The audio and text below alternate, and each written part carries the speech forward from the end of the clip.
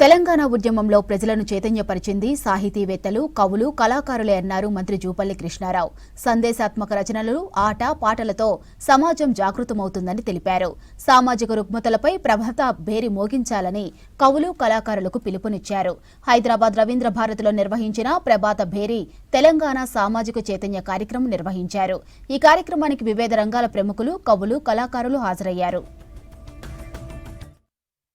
సంక్షేమ కార్యక్రమం లక్షల రూపాయలు ఖర్చు పెడతా ఉన్నాం, లక్షల కోట్ల రూపాయలు ఖర్చు పెడతా ఉన్నాం. బట్ రిజల్ట్ అనేది ఆశించిన స్థాయిలో వాళ్ళ జీవన విధానం మెరుగుపడతలేదు, ఆలోచన విధానం మెరుగుపడతలేదు, ఎక్కడేసిన గొంగడి అన్నట్టుగా ఉంది. అందుకే ఈ సమస్యలకు పరిష్కారం ప్రభుత్వం చేతిలోనే కాదు, ప్రభుత్వం చేసి ప్రభుత్వం చేస్తుంది. మనం చేయాల్సింది, మనం ఈ యొక్క రుగ్మతలను పోగొట్టాలన్నా, ఈ యొక్క ఆర్థికంగా అందరినీ ఒక స్థాయికి తీసుకురావాలన్నా, అప్పుల ఊపి నుంచి బయటపడేయాలన్నా ఆలోచనలు రేకెత్తించే కార్యక్రమం చేయాలి. దాని ద్వారానే సాధ్యమవుతుంది. కాబట్టి ఆ లక్ష్య సాధన కోసమే, ఈ యొక్క రుగ్మతలను పోగొట్టడం కోసమే, ప్రజల్ని సమస్యల నుంచి బయటపడేయడం కోసమే ఇది కవులు, కళాకారులు, రచయితలందరూ పూనుకుంటేనే సాధ్యమవుతుంది తప్ప ఇవి అందుకోసమే ఈ యొక్క కమిటీ ఏర్పాటు చేసి ఈ యొక్క ప్రభాత భేరి, ప్రభ అంటే వెలుగు, అంటే ఆ వెలుగు అనేది రాష్ట్రం వ్యాప్తంగా మొత్తం ఆ వెలుగు అనేది రావాలి, ప్రతి కుటుంబంలో ప్రతి జీవితంలో ఆ వెలుగులు నిండాలి అనే ఆలోచనతోటి ఈ యొక్క సంఘటితంగా మీ అందరినీ ఒక చోట చేర్చి, ఇది మాటల ద్వారా మాలాంటి వాళ్ళు మాటలు చెప్తే మాటల ద్వారా ప్రజలు ఆకర్షితులు కారు. అందుకని ఒక్కొక్క అంశం పైన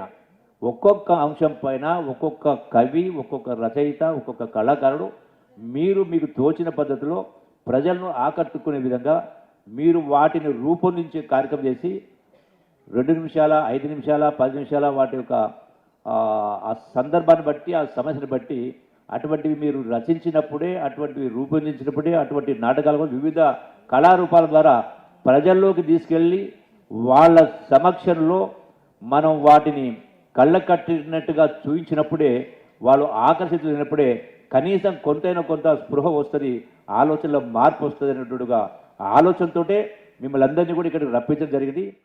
ప్రధానంగా ఈ రుగ్మతలు పోవాలి, దురాచారాలు పోవాలి, అంతవరకు బాగానే ఉంది.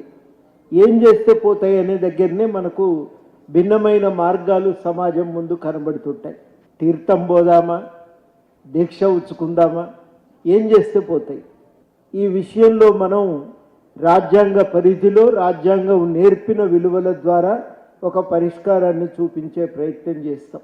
భారత రాజ్యాంగానికి ఉన్న ఒక ప్రత్యేకత ఏంటంటే, మనము ఈ రాజ్యాంగం కేవలం పరిపాలనకు కావలసిన నియమాలను మాత్రమే చెప్పట్లేదు. ఈ రాజ్యాంగం ఒక భవిష్యత్తులో ఒక కొత్త సమాజ నిర్మాణానికి బ్లూ ప్రింట్ను కూడా అందజేస్తున్నారు. అది ఈ రాజ్యాంగానికి ఉన్న ప్రత్యేకత. ఆ బ్లూ ప్రింట్ ఎట్లా రూపకల్పన చేసేటప్పుడు మనం ఆచరించవలసిన విలువలన్నింటినీ కూడా దాంట్లో పొందుపరిచారు.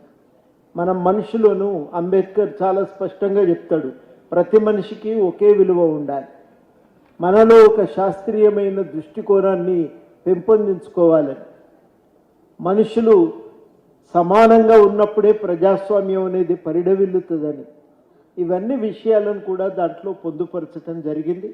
ఆ మానవతా విలువలను మనం ప్రాతిపదికగా చేసుకొని రుగ్మతలకు పరిష్కారం చెప్తాం. లేకపోతే మనం చెప్పే ఒక కొత్త సమాజ నిర్మాణానికి దోహదపడం. మన మీద వచ్చినటువంటి ఈ సవాల్ని మనం అద్భుతంగా దాన్ని స్వీకరిస్తున్నాం. స్వీకరించడానికి ప్రమాణ స్వీకారం చేస్తున్నటువంటి వేదికగా ఈ రవీంద్ర భారతిని మనం భావిద్దాం. అరే, ఎన్నో చేసినాం, ఇది కానే కాదనుకున్న రాష్ట్రాన్నే తీసుకొచ్చి చూపించినారు. ఈ చిన్న సాంఘిక దురాచారాల మీద, రుగ్మతల మీద మీ యొక్క సవాలు, మీ యొక్క ఆయుధాలు పనిచేయవా? మీరు తలుచుకుంటే, నలుగురు తలుచుకుంటే ఒక చిన్న స్టిక్తో గుండెలు పగిలేటట్టుగా ఒక మార్పు తీసుకురాలేమా? అయితే ఇవాళ చేస్తే రేపే వస్తుందా? లేదు, సుదీర్ఘమైనటువంటి పోరాటం చేద్దాం. అందుకు ఇది ఒక సవాలుగా తీసుకుందాం. మీరు ఏది చేయగలరో, మీ మెదడులో మీకు ఏది పదునైందో మీరే ఆలోచించుకోండి. దీంట్లో ఎవరి మీద ఒత్తిడి లేదు. మనం రొటీన్గా ఆలోచిస్తున్నాం. మీరు ఏమనుకోవద్దు మిత్రుల, మనం రొటీన్గా ఆలోచిస్తున్నాం, చాలా రొటీన్గా. 4 వాక్యాల నినాదాల వాక్యాలకు ట్యూన్ కడితే అది పాట కాదు. బాగా గుర్తుంచుకోండి. 4 నినాదాలు, 4 విషయాలు, ఆ 4 లైన్లు రాసి దానికి ట్యూన్ చేసి తబలా కొడితే అది పాట కాదు. ఉస్మానియా క్యాంపస్లో ఉదయించిన కిరణమా, వీర తెలంగాణమా, గుండె పగిలిపోయింది. ఒక పాట హృదయానికి తాకుతుందా లేదా అన్నదే సమస్య.